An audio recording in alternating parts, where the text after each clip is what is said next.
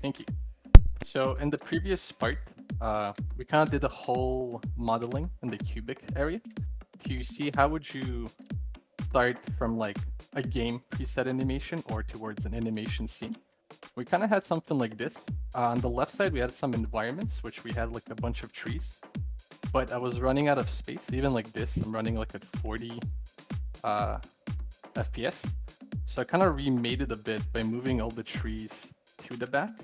This one is a little bit heavier, so at 20 FPS, but I removed the landscape, kind of just added stairs, and then moved all the trees to the back and added some normal trees to kind of just save on space and overall allow me to render this.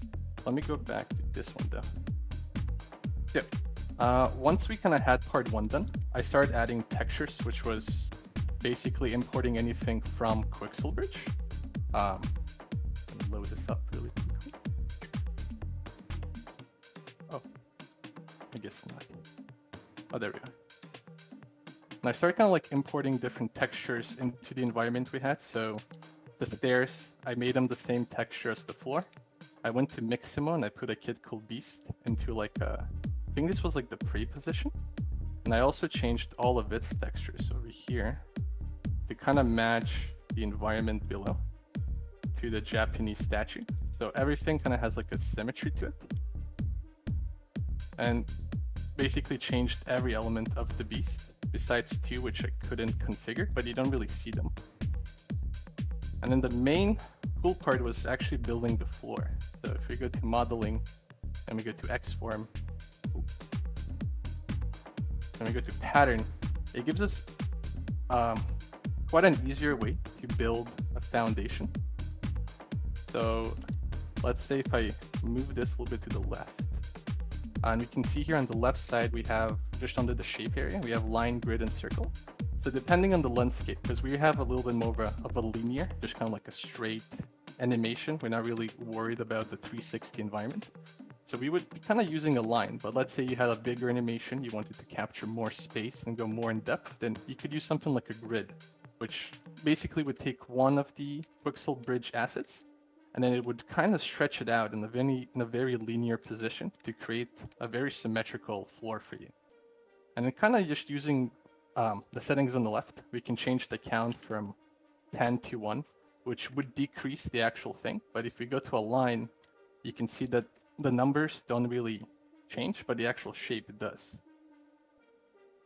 We can play with the count counts, how many parts are in there, and kind of like play around to see how big we want it. So I think I had a choice between kind of like making a grid, which would have looked a little bit like the stairs, kind of like separated, but I kind of resized it, and I think just by having it like one big count of 10 actually came out looking quite nice. And then by hitting like the separate actors, we get a really cool area where there's like, the floor doesn't look too symmetrical, which I think is nice because you don't want it to be too linear, like things in nature shouldn't be too straight.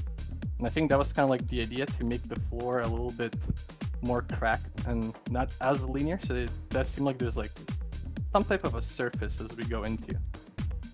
The candles, again, this was all from a Unreal Engine package, and every asset here is all from Unreal Engine. Besides the toy, I couldn't actually find a replica for it, but I found a free version on Sketchup, which I can link the file below at the end of the lesson.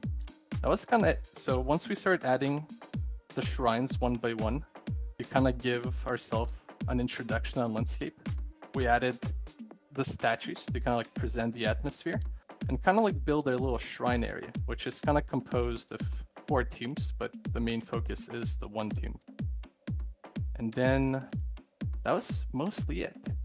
The big cool part was in this area, where I started adding more particles to the trees. So you can see like the trees are actually moving with the wind, and smoke and butterflies and some particles, especially like right here, just around the candles, like some fireflies effect.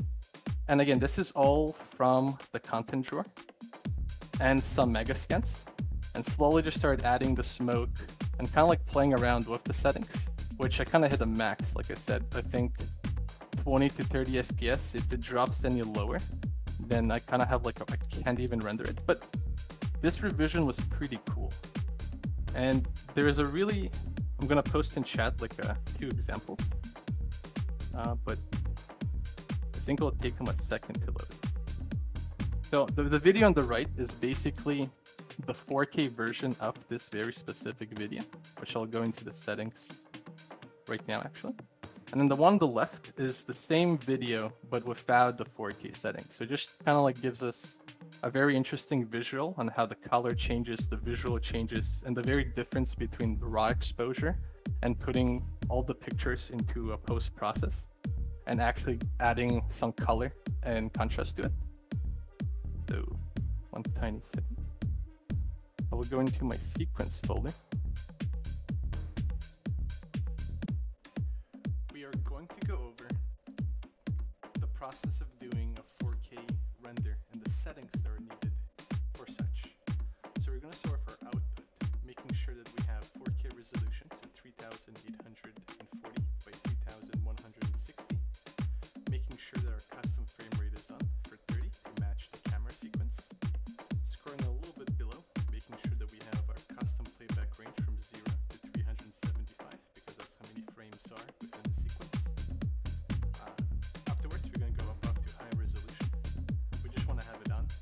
This will make sure that every frame is processed to its max, making sure that there are no any overlays between the computer, the software, and the card.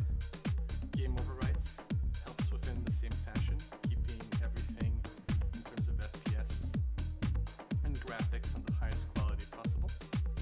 Here, we want to turn on override and put the sample up to 64.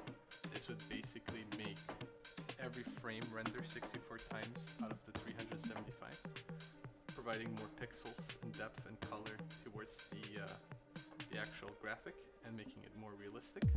We want to turn on the render warm-up count, putting it about half from the total frames, so around 180 from 375. This will allow the computer to render 180 frames without actually rendering the pixels, just going through it, all of them, warming up and actually kind of starting slowly to predict the next 180. This will allow just the card and overall the CPU to render things quicker and more precise.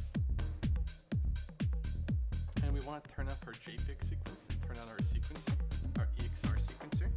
Once we're saving the 4K files and putting it through a post-process, this will allow the post-process to read the colors better, to know how much and where in terms of shades and contrast, so we can kind of edit the best color and output and brightness from the video. And that would be it. You want to hit accept and then render local, and it will go to the folder you selected, and that's it.